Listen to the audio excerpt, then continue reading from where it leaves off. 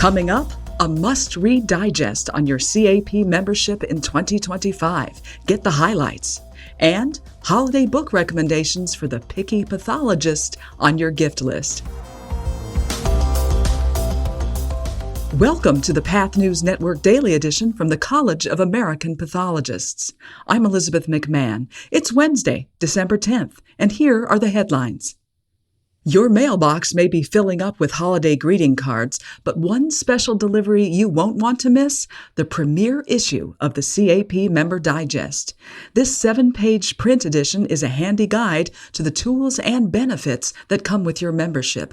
The digest is filled with QR codes, which you can scan for more information.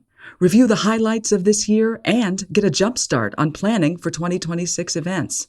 As CAP President Dr. Jim Zhai says in his year-end message, quote, "Together, we can connect our members across generations and practicing settings." The Member Digest arrives in mailboxes this month. Meanwhile, it's an ideal time to finalize your laboratory's plans and orders for proficiency testing and external quality assessments.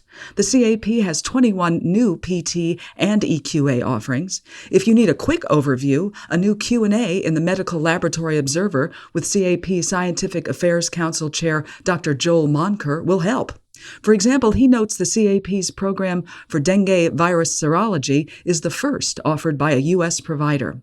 It allows laboratories to compare their results with peers using a range of assay platforms. And the CAP's HIV-1, HIV-2 molecular detection and differentiation program is the first one to be accessible globally. Read the interview by selecting the link in our show notes. Climate change wasn't a worry when the Black Death swept Europe in the 14th century. But a new study in the journal Communications, Earth and Environment argues that cool weather brought the pathogen Yersinia pestis to Italy's shores in 1347. Plumes of sulfur from volcanic eruptions gradually cooled parts of Europe. The cold weather caused harvests to fail, forcing Italian cities to import grain along with plague-infected fleas in the cargo holds. Researchers from the Leibniz Institute for the History and Culture of Eastern Europe and the University of Cambridge conducted the study. They used weather, climate, ecology, and historical data to understand how and why the pandemic was so deadly.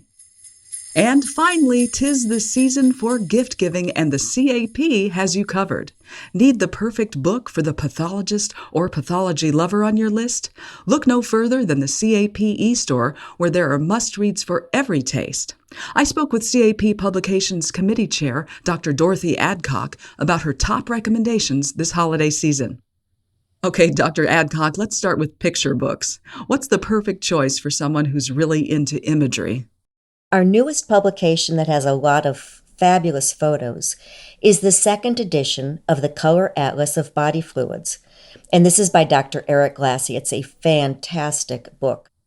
What about a great reference guide for pathologists on the go? Some of our most popular books with great photos are the benchtop reference guides. And we have a number of new editions coming out and even brand new benchtop reference guides.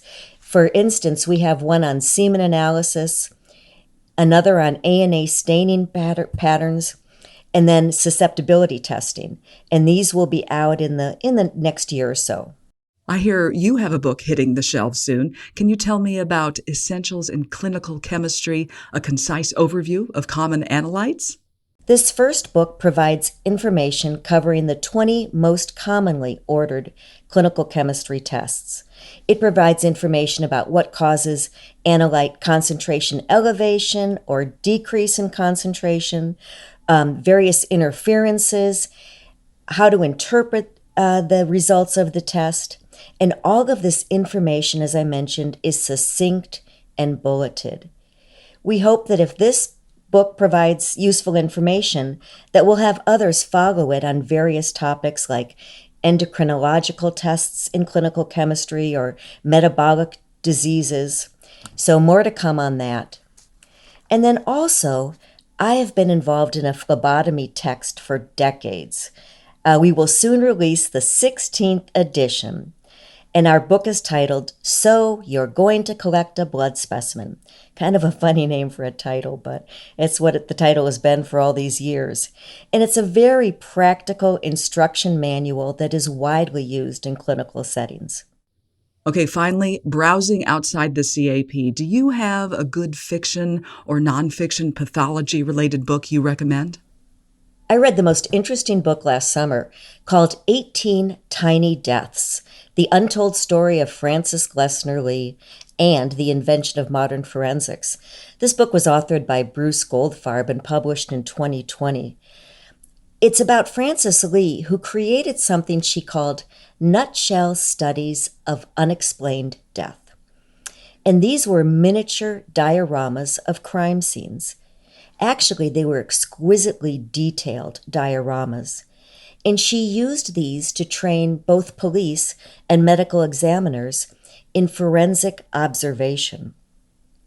She is also known for establishing the Department of Legal Medicine at Harvard University in the 1930s. So really, Frances Lee helped develop the field of modern forensic pathology, and it's detailed in this book, 18 Tiny Deaths. I highly recommend it. It's very interesting. You can get links to these publications in the show notes. That wraps up today's Daily Edition. You can find more details on all these stories in our show notes. Don't miss our advocacy newsletter on Tuesdays and our weekly edition newsletter on Thursdays.